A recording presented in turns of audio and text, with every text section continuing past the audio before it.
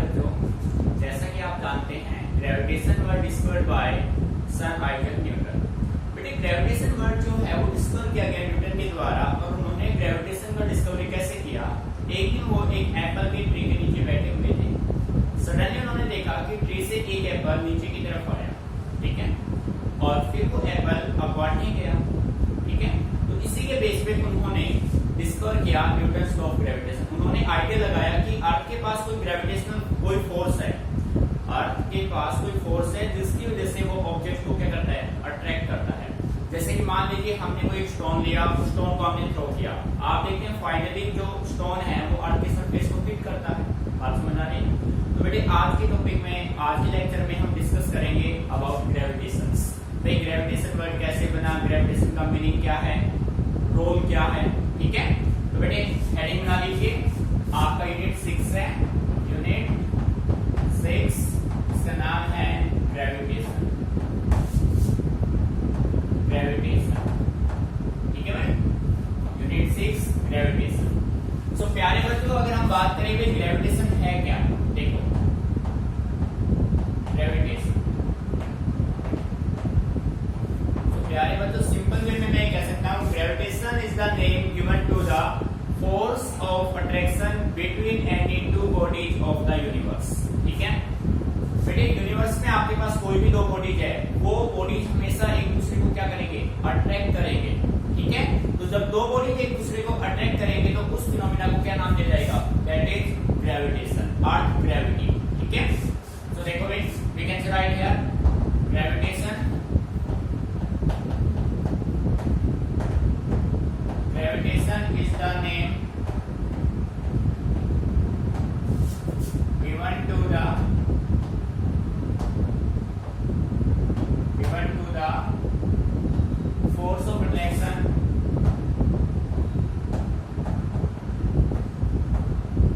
attraction between any two bodies of the universe, between any two bodies of the universe. It was discovered by Sir Isaac Newton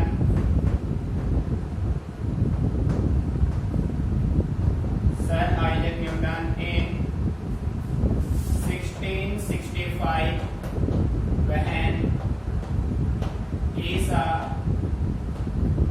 an apple falling down the tree.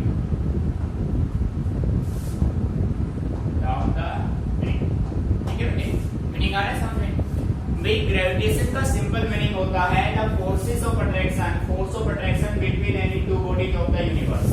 बेटे meaning आ रहा है समझ में? इस universe में कोई भी दो ऑब्जेक्ट है वो हमेशा एक दूसरे को क्या करेंगे? अट्रैक्ट करेंगे, ठीक है। ये फिनोमेना डिस्कवर किया था सर आइजैक न्यूटन ने इन 1665, ठीक है, when he saw an apple falling down the tree। बेटे ग्रेविटेशन वर्ड का जो डिस्कवरी हुआ था वो हुआ था एप्पल के कंसेप्ट से। भाई Newton, sir Isaac Newton Apple के ट्री के नीचे बैठे हुए थे, सडनली एक एप्पल फॉल डाउन हुआ अर्थ के सरफेस की तरफ, जिसके के बेस पे उन्होंने आइडिया लगाया कि भाई ये जो एप्पल है वो डाउनवर्ड क्यों आया, अपवर्ड क्यों नहीं गया, ठीक है। तो उन्होंने आइडिया लिया कि भाई अर्थ के पास कोई फोर्स है जो ऑब्जेक्ट को अपनी तरफ क्या करता है? अट्रैक्ट करता है। फिर उन्होंने देखा कि अगर हम किसी स्टोन को अपवर्ड थ्रो कर दे तो फाइनली वो सरफेस को टच करता है। इसी के बेस पे उन्होंने डिस्कवर कर दिया कि यहाँ पे अर्थ के पास एक फोर्स है जिसका नाम है फोर्स ऑफ ग्रेविटेशन। बेटे बात समझ आ रही है, ठीक है, मीनिंग यहाँ तक क्लियर? अब देखो भाई, बेसिकली हम जानते हैं नेचर में हमारे पास 4 टाइप ऑफ फंडामेंटल फोर्सेस होते हैं, ठीक है। बेटे 4 फोर्सेस में से 4 फोर्सेस आपके कौन कौन से हैं भाई? Gravitational force, weak nuclear force, electromagnetic force and strong nuclear force. बेटे इन 4 बेसिक फंडामेंटल फोर्सेस में से सबसे जो वीक फोर्स है, the weakest force in 4 fundamental forces is gravitational force. कौन सा फोर्स है? ग्रेविटेशनल। अब बेटे चारों फोर्स में से ग्रेविटेशनल फोर्स वीकेस्ट फोर्स होने के बाद भी सबसे इंपॉर्टेंट फोर्स काउंट होता है, वो है। अपने पास यहाँ से क्वेश्चन बनता है gravitational force is the weakest force in nature but is considered as most important force. भाई मीनिंग आ रहा है समझ में? सो प्यारे बच्चों, न्यूटन ने बताया कि जो ग्रेविटेशनल फोर्स है, gravitational force play an important role for initiating the birth of stars to control the entire structure of universe. Newton ने कहा कि ग्रेविटेशन एक ऐसा फोर्स है, वीकेस्ट फोर्स होने के बाद भी, जिसने एंटायर यूनिवर्स को क्या करके रखा है, कंट्रोल कर रखा है।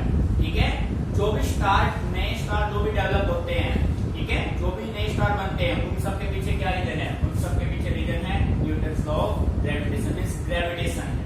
ठीक है बेटे, ग्रेविटेशन को फिर हमने प्रैक्टिकली प्रूव किया। फिर जैसा कि आप सभी जानते हैं, earth revolve around the sun and moon revolve around the earth. बेटे, अर्थ सन के चारों रिवॉल्यूशन करता है, मून अर्थ के चारों रिवॉल्यूशन करता है। किसकी वजह से? Due to their mutual gravitation. और ये प्रैक्टिकली हमने प्रूव किया। बात समझ आ रही है? ठीक है, कि अर्थ और मून, अर्थ एंड सन, उनके बीच में म्यूचुअल ग्रेविटेशन है, जिसकी वजह से अर्थ रिवॉल्व करता है around sun and moon revolve करता है अराउंड अर्थ। ठीक है, तो बेटे ये क्वेश्चन काफी इंपॉर्टेंट है, यहाँ पे मैं पुट कर रहा हूं। देखो, gravitational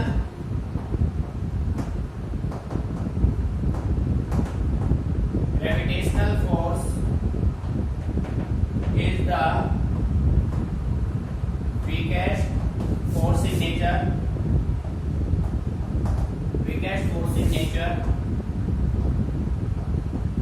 but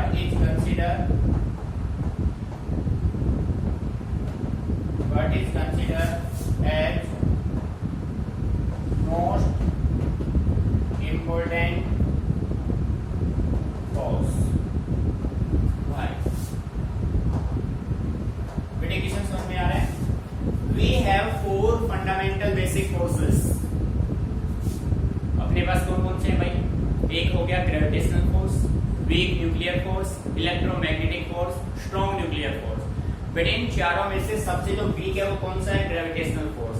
gravitational force weak force होने के बाद भी मोस्ट इंपोर्टेंट कंसीडर किया गया है। क्यों किया गया है? तो आपका आंसर होगा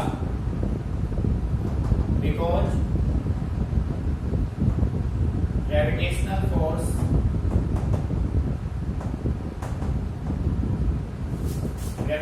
force play an important role for initiating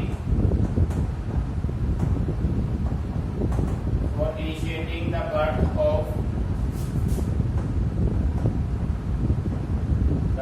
of star and planet।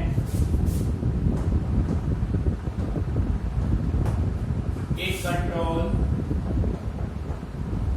control the entire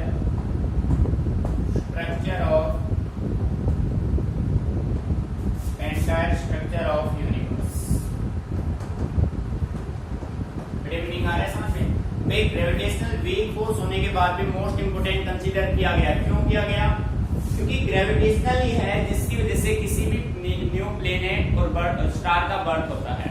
ठीक है, कोई भी नया स्टार अगर बनता है तो किसकी वजह से बनता है? ग्रेविटेशन की वजह से बनता है। बेटे बात समझ आ रही है?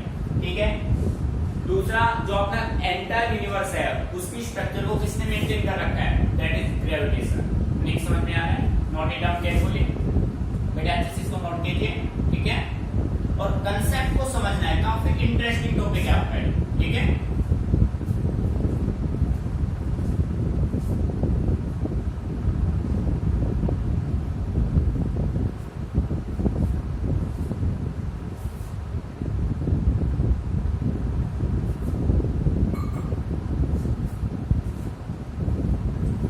तो बेटा मैं इसको रख रहा हूं।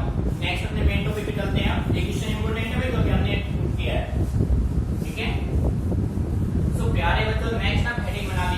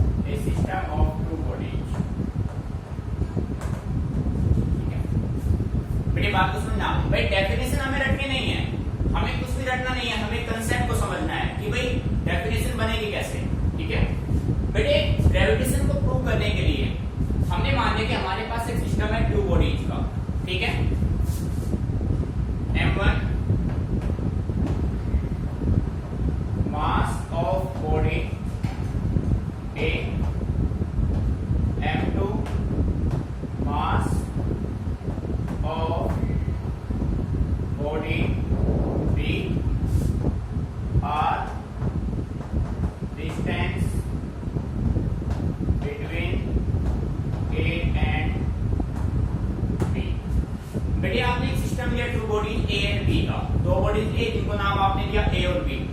अब बॉडी ए का मास m1 हो गया, बॉडी बी का मास m2 हो गया, और उन दोनों के बीच का जो डिस्टेंस है वो क्या हो गया, r हो गया। तो देखो ऐसे आपने मेंशन किया, ये देखो बेटे, ये आपके पास दो बॉडी हो गई, body A and body B, दोनों को सेपरेट किया डिस्टेंस r से। बेटे आ रहा है नहीं समझ में, ठीक है बात है, ठीक है। अब देखो बेटे, जो बॉडी ए है वो बॉडी बी को ट्रैक करेगा, और बॉडी बी जो है वो बॉडी ए को ट्रैक करेगा, तो इन दोनों के बीच में जो फोर्स ऑफ अट्रैक्शन होगा that is equal to F। Meaning आ रहा है समझ में? बेटे बॉडी ए किसको ट्रैक करेगा, बी को, बॉडी बी किसको ट्रैक करेगा, ए को, तो दोनों के बीच में जो फोर्स ऑफ अट्रैक्शन होगा दैट इज F। मीनिंग आ रहा है समझ में? अब बेटे न्यूटन ये कहता है, ध्यान से सुनना, the forces of attraction between any two bodies of the universe, the forces of attraction between any two bodies of the universe is directly proportional to the product of their masses m1 m2 and is inversely proportional to the square of the distance between them, बेटे meaning आ रहा है समझ में? भाई Newton ये कहता है the forces of attraction between any two bodies of the universe is directly proportional to the product of their masses and is inversely proportional to the square of the distance between them. अब बेटे दोनों को combine effect में आप लेंगे तो क्या बनेगा, F directly m1 m2 by r square. अब प्यारे बच्चों, जब आप इस साइन को रिप्लेस करेंगे तो यहाँ पे क्या यूज होगा, यहाँ पे आप एक कांस्टेंट यूज करेंगे। So we can write here F is equal to G m1 m2 by r square. बेटे यहाँ पे जो G है ना, ये आपका है constant of proportionality,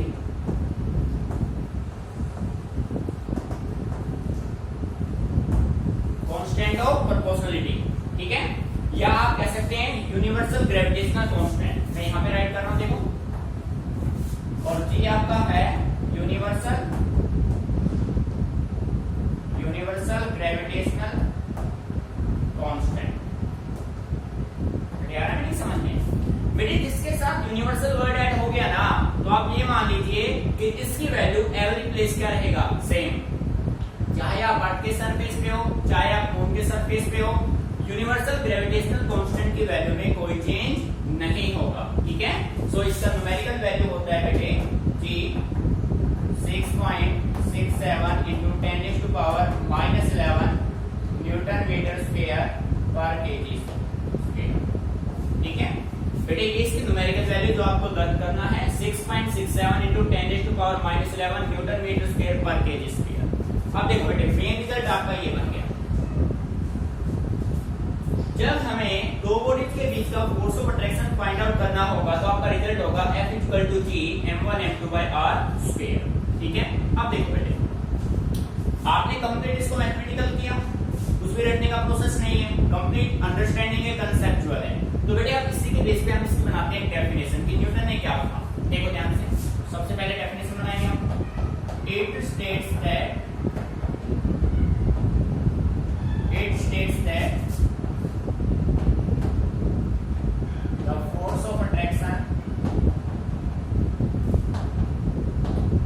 the force of attraction between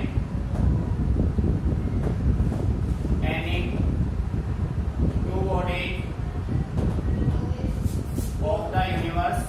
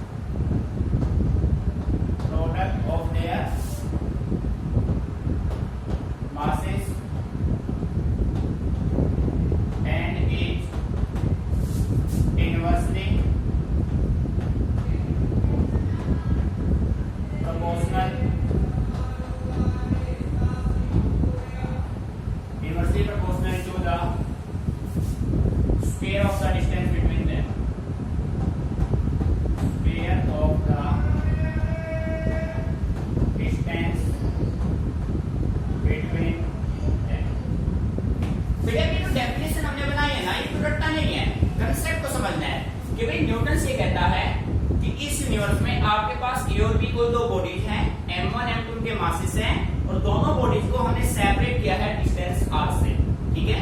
तो बॉडी A फोर्स लगाएगा B पे, बॉडी B फोर्स लगाएगा A पे, तो उन दोनों बॉडीज के बीच का जो फोर्स ऑफ अट्रैक्शन होगा वो डायरेक्टली प्रोपोर्शनल होगा प्रोडक्ट ऑफ देयर मासेस और इनवर्सली प्रोपोर्शनल होगा square of distance between them. आपने कंबाइंड इफेक्ट इसको राइट किया बेटे। जब आप इस साइन को रिप्लेस करेंगे तो यहाँ पे कोई कांस्टेंट यूज होगा, ठीक है। तो यहाँ पे आपने लिया G, G मींस है यूनिवर्सल ग्रेविटेशनल कांस्टेंट, इसकी न्यूमेरिकल वैल्यू होती है G। मीनिंग आ रहा है समझ बेटे, ठीक है। मीनिंग यहाँ तक क्लियर। तो ये तो आपका होगा स्टेटमेंट। इसके बाद अब हम बात करते हैं इसका dimensional formula for gravitational constant. बेटे यहाँ पे मैं राइट कर रहा हूँ। डेरिवेशन आपको करना कैसे है, क्वेश्चन आपका बनेगा state and explain Newton's law of gravitation. पहले आप स्टेटमेंट देंगे, उसके बाद एक कंसीडरेशन और कंप्लीट यहाँ तक आप देख के आएंगे। उसके बाद अब हम बात करते हैं नेक्स्ट एक्टिविटी में डायमेंशनल फार्मूला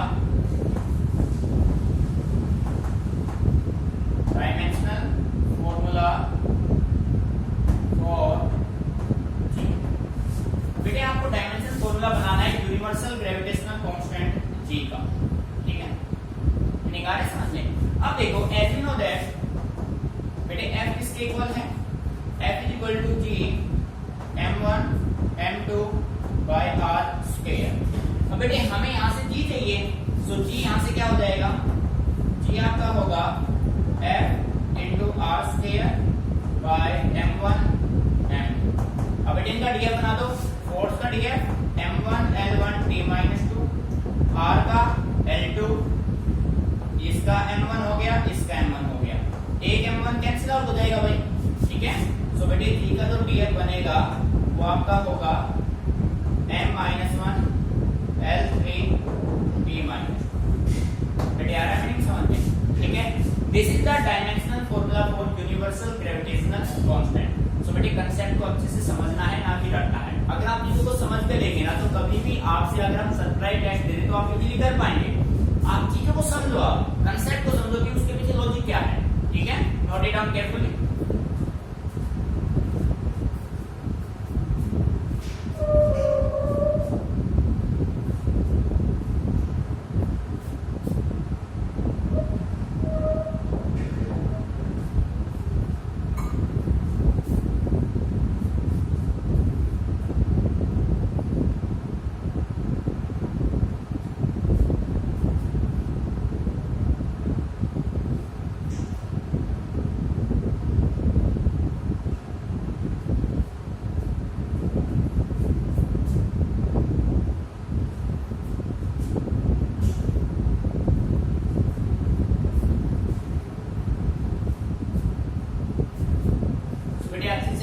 आपको कंसेप्ट को समझना है, ना कि चीजों को रटना है। अब बेटे नेक्स्ट टॉपिक पे चलते हैं। नेक्स्ट हम बात करते हैं न्यूटन्स लॉ ऑफ ग्रेविटेशन को वेक्टर फॉर्म में। प्यारे बच्चों ग्रेविटेशन सेकंड इंपोर्टेंट इसलिए है, सेकंड वे में इंपोर्टेंट इसलिए बोल रहा हूं क्योंकि जैसे आप प्लस 2 में एंट्री करेंगे ना तो प्लस 2 में आपका फर्स्ट यूनिट होगा इलेक्ट्रोस्टैटिक्स। तो प्यारे बच्चों इलेक्ट्रोस्टैटिक में अपने पास कंसेप्ट बनेगा चार्जेस का, जिसको प्रूव किया था कूलॉम्स ने, ठीक है। जो अपना बनेगा कूलॉम्स लॉ ऑफ इलेक्ट्रोस्टैटिक्स। सो प्यारे बच्चों न्यूटन का लॉ ऑफ ग्रेविटेशन कूलॉम्स में एक बेसिक डिफरेंस ये है, यहाँ पे जो चार्ज, यहाँ पे मास है, वहां पे वो मास किसमें रिप्लेस हो जाएगा, चार्जेस में। पूरा प्रोसेस आपका सेम हो जाएगा, ठीक है। तो आप +1 को अच्छे से कैरी कर लेंगे ना तो +2 में आपको काफी हेल्प करेंगे, ठीक है। देखो भाई नेक्स्ट आप हेडिंग बना दो, वेक्टर फॉर्म ऑफ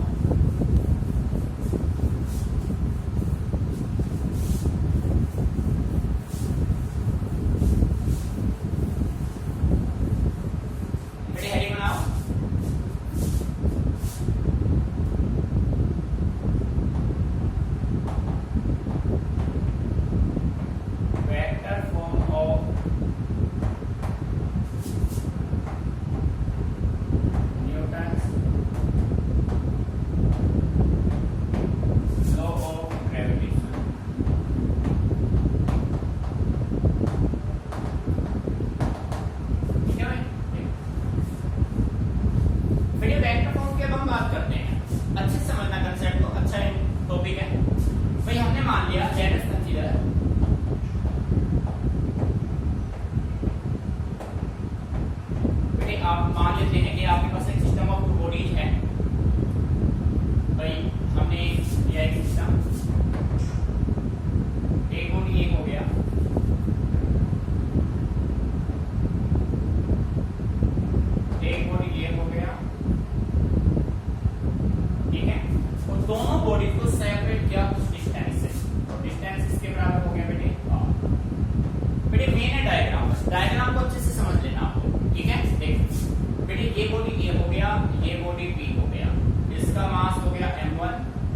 का मास हो गया m, और दोनों बॉडी को सेपरेट का डिस्टेंस r से, ठीक है। अब देखो भाई बॉडी A पे ऑलरेडी तो बॉडी A का जो फोर्स है वो इसका कितना फोर्स है भाई, बॉडी A का ऑलरेडी फोर्स है F1, बॉडी B पे जो ऑलरेडी फोर्स है वो कितना है F2। मेरी बात को समझ आ गया ना, ठीक है। अब भाई होगा क्या, बॉडी A फोर्स किस पे एक्ट करेगा, B पे, body A acted force B, जब बॉडी A B पे फोर्स एक्ट करेगा तो बॉडी A कुछ डिस्प्लेसमेंट कवर करेगा, यानी कि 1 किसकी तरफ जा रहा है, 2 की तरफ। भाई बॉडी 1 किसकी तरफ जा रहा है, बॉडी 2 की तरफ। सो बॉडी 2 पे फोर्स किसने एक्ट किया, 1 ने। बेटे मीनिंग आ रहा है समझ में, F21 आपका होगा force on body 2 due to body 1, meaning आ रहा है समझ। सिमिलर वे में बेटे बॉडी भी फोर्स किस पे लगाएगा, A पे, तो बॉडी भी जो डिस्प्लेसमेंट कवर करेगा वो आपका क्या होगा, 2 अब किसकी तरफ आएगा, 1 की तरफ, और 1 पे फोर्स कौन लगाएगा, 2 लगाएगा। बेटे मीनिंग आ रहा है समझ में, बॉडी A फोर्स एक्ट करेगा 1 पे, बॉडी A फोर्स एक्ट करेगा 2 पे, 2 एक्ट करेगा 1 पे। जब बॉडी A बॉडी B पे फोर्स एक्ट करेगा तो कितना डिस्प्लेसमेंट कवर करेगा, R12 डिस्प्लेसमेंट है तो फोर्स है F21, R21 डिस्प्लेसमेंट है तो फोर्स क्या है, F1। बेटे ये कांसेप्ट समझना है बस। भाई A फोर्स लगाएगा तो B की तरफ जाएगा R12, 2 पे फोर्स किसने लगाया, 1 ने, 2 किस पे लगाएगा, 1 पे, डिस्प्लेसमेंट कवर करेगा R21। बेटे मीनिंग के लिए अब देखो, let us consider R12 displacement vector joining R12 किसको ज्वाइन कर रहा है, body A and B, joining body A and B। Similar way में R21, बेटे R21 किसको ज्वाइन करेगा, B एंड A को, displacement vector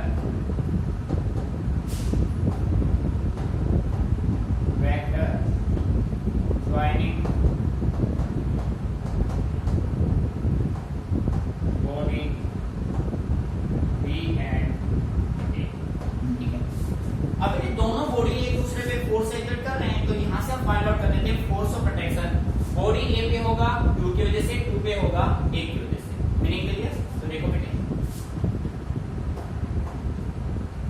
force on body A, बेटे बॉडी A पे फोर्स कौन लगाएगा, body B, force on body A due to body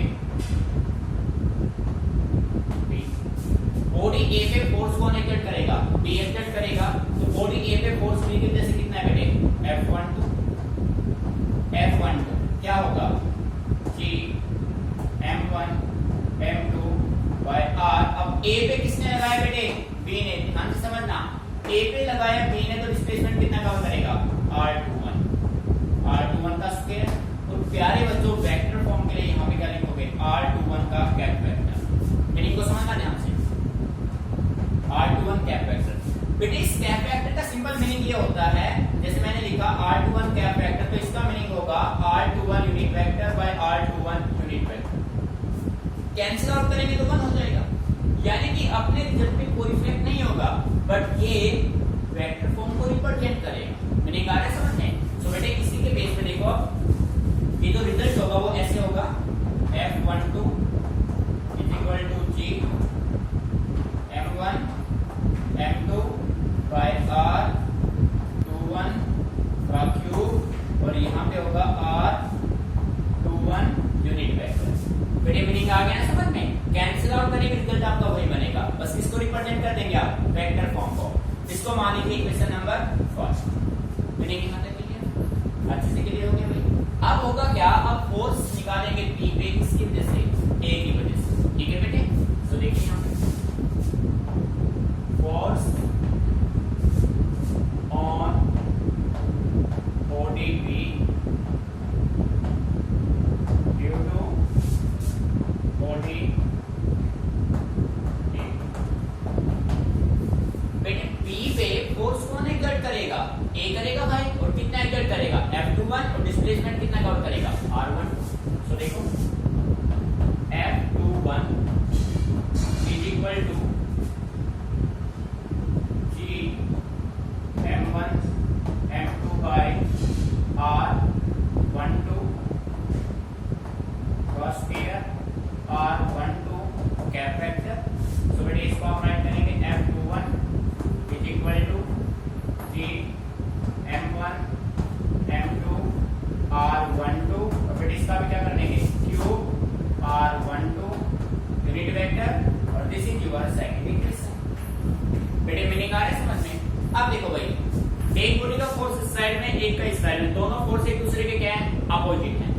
opposite है ना, दोनों के रिजल्ट सेम है बट इक्वल एंड अपोजिट है, so we can say that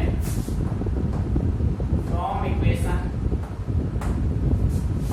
first and second we see that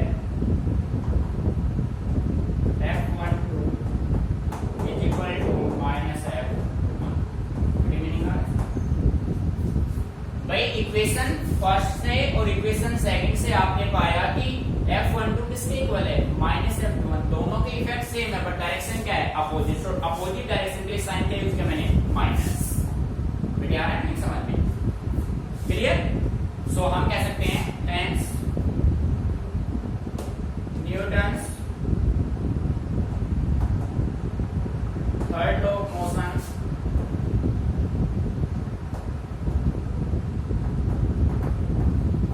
is followed by Newton's law of gravitation, third followed by gravitational force, then Newton's law of gravitation, Newton's law of gravitation। बढ़िया है नहीं समझ में, अच्छे से आपने prove कर दिया वेक्टर फॉर्म से कि न्यूटन का थर्ड लॉ ऑफ मोशन किसने फॉलो किया, Newton's law of gravitation. Clear. So बेटे एक एक कंसेप्ट को अच्छे से समझ के आपको करना है। ये आपने ओनली किसके लिए किया है, only to represent vector form. ठीक है, नोट इट डाउन केयरफुली।